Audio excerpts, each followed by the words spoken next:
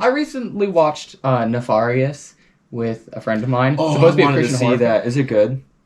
Yes, unless have you met a demon possessed guy before? No. Okay, he'll probably Not be good. technically. Because it was totally, like, conservative Christian that's never actually met demon-possessed guy who's trying to write a film about meeting a demon-possessed guy. Because as we're watching it, Andrew and I just couldn't take most of it seriously because it was like, ha! Demons wouldn't actually say that. But, like, it's close, right? Mm-hmm. It's good. It's Andrew described it as God's Not Dead, but Catholics.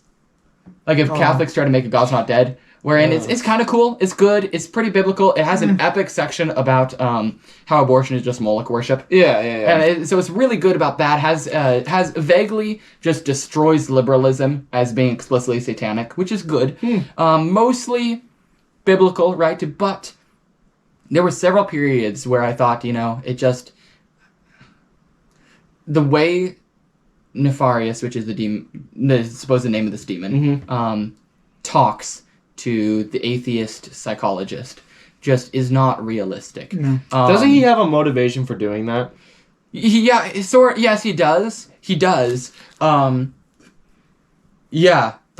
for instance, he had this weird thing where he's blinking like this almost the entire time, like he's trying to robotically... It's called Tourette's. Yeah, but the actual actor doesn't have that, right? So like when he goes... So Edward is the guy that's possessed, right? Mm-hmm. Edward, when the demon lets Edward have control of the body again, Edward doesn't do that. So they're a little like... This is to show you the demon's in control, weird blinking thing. And they very much implied that the demon is basically puppeting Edward, that Edward could still have his internal thoughts, but he wasn't in control of his body. And I get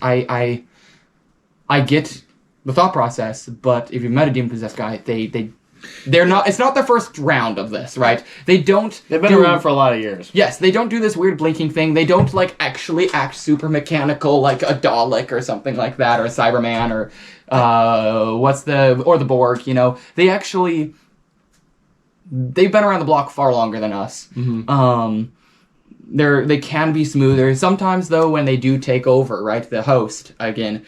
It's like a jerky action initially, but it's just it was kind of, there were little tells like that throughout the entire film that just told me, okay, pretty good. The person who made it definitely hasn't met a demon-possessed guy, because that's not how they act. Mm-hmm. Another one is how he acts super chill at first, and then when he's supposed to be intimidating, he literally just gives away his entire plan. At least in my experience, their biggest thing is they crave worship, because they believe they deserve it. Mm-hmm. They might tell you their plan. That's fine, and really, we as humans are not that smart, so it doesn't take much. Mm-hmm. But he never asked for worship. He never I think it was like he never swears or says a bad word, because it's Christian actors, super sheltered Christian actors who, even if they're playing a demon, they would never actually blaspheme God. They would never actually swear, all that stuff. I respect that. Yeah, I respect it, but it's really takes you out of it, because it's like, oh, this demon is still really respectful of God. It's so funny. This is going to be a side tangent. It's almost like this demon is a Christian just pretending to be bad. Well, it's funny. I was talking to somebody, I was arguing about Christian content, and one of their arguments was, well, how else could they make this? And my immediate response to that was, they shouldn't. If you, and this is my personal opinion. Yeah. You do not have an obligation, or you are not entitled to create Christian movies or content. Well, if a Christian wants to depict a demon-possessed man, how else would they do it besides not swearing or going against all these sinful things? Yeah. It's like, well, you can't. Yeah. That's kind of. And I'm gonna admit, I do think that, for instance, Paul swears at one point in one of his verses. He even uses such extreme language to the Judaizers in, I think, the book of Galatians, of at this point, themselves. Yeah, just to cut it all off at this point. And so I think Paul's making a point. I think there is a time when to get to your point across, if you're trying to glorify God, there's a time when you can use strong language. And so if your film's purpose is to glorify God and point out that the spiritual realm is real, it can be scary, but God is greater, and you're cast as the demon, I don't have a problem if you decide to play your role well and drop a few F-bombs. It's like, if you're pretending to be a jihadi, Sure. are you going to not threaten the Christian and be super nice? No. Why didn't he say Allahu Akbar? Well, because that's a little offensive. Yes. Yes. And so I see Paul's example. I mean, think of the prophets. They did some crazy stuff. Elijah completely does bathroom jokes with the prophets of Baal, and then in the next scene is killing them all. All of them. Which is crazy, because 400 of them, right? He tells them to be sent down to the bottom of the mountain. And then you have one verse where it's just like, and he slays them all. And I'm thinking, How did that happen? Imagine how, like, tired his hand is. Like, his arm. Mm-hmm. Imagine the next morning. He's got to be so sore from that. He's just like, oh. And then he runs the entire way to the... Yeah, but anyway, it just... Men back then were just different. Yes. That said, the running thing was, I think it mentions, is basically supernatural because he beats a chariot. Ahab's chariot. Yeah. But still, we try to draw these very nice feeling lines for moral ethics, but when we do that, we no longer can incorporate, like, how do the imprecatory Psalms fit in there? How does Elijah making bathroom jokes fit in there? How does Paul swearing and saying cut it all off fit in there? Mm-hmm.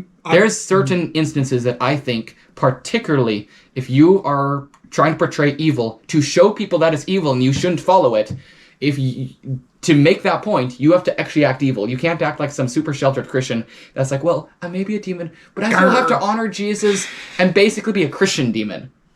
It felt I'm cheesy. a Christian demon. That is totally the vibes. If you watch Nefarious, it just feels like he's talking to a Christian demon. It's just that's what took me out of it. That's really what took me out of it. What's the there's a view that says that, like, demons can repent. Oh no. It's like this demon is that called heresy? Yeah, probably. It's like, I think this demon's just trying to get his back. So the demon even says that he can't repent, that God wouldn't take him back. Mm-hmm. But there still implies there, like, sorrow and regret. Which I don't think he acted happy about it, so I'll give him that. He'll never take me back. Yeah. So weird. I know. I can't go back to heaven. Again, it has the vibes of Christian demon, because it's a Christian actor playing a demon who's still acting Christian while saying some bad things. And it just, that's what took me out of it. It's like, this is so unrealistic. So not scary. After you've actually met a demonically possessed guy. It's like, and then, Andrew and I were making jokes during this. Halfway through the movie, I look at Andrew and I'm like, this guy has to be junior demon or something. Like, he's definitely new to this. Mm-hmm. And then you find out, apparently, he's also called Legion. And I'm thinking, what? Legion? I remember Legion being way scarier in the Bible. And knowing that, that's not Legion, one demon. Legion cannot be mistaken for a Christian. Legion, so isn't this guy in jail, by the way? Yes. Legion broke chains. Oh, he couldn't break the chain in the movies. Just saying. That's... Again, it's actually mostly a good movie doctrinally. Kind of cool. But it's like... Okay, I like John MacArthur and their group. But it's like if John MacArthur's little, very sheltered camp of Christians decided to make an edgy movie. It just doesn't work Are you well. saying John MacArthur's not perfect? I don't really want to commit Probably John not. MacArthur blasphemy, but I could be implying he's not perfect. The father of Calvinism? How dare you? I do really like him. R.C. Sproul, the grandfather of Calvinism, is so angry with you right now. I do like your analogy with, like, the God's not dead. Basically, that's why Andrew made it. Because it's like your little sheltered Christian tries to make an edgy thing about going to an atheistic college, and it just kind of rings hollow if you've actually been to an atheistic college. Yeah, if you've actually ever met, like, an atheist professor, it's like, if you haven't actually met one, you would believe the God's not dead narrative. Yes! But if you actually met them, it's like, Exactly. That's the vibes like, of this. Still cooler, but that's the vibes. Yeah, I get it, yeah. That is a perfect, that is it. That is exactly what I'm trying to say. Good movie. Better than God's Not Dead, probably.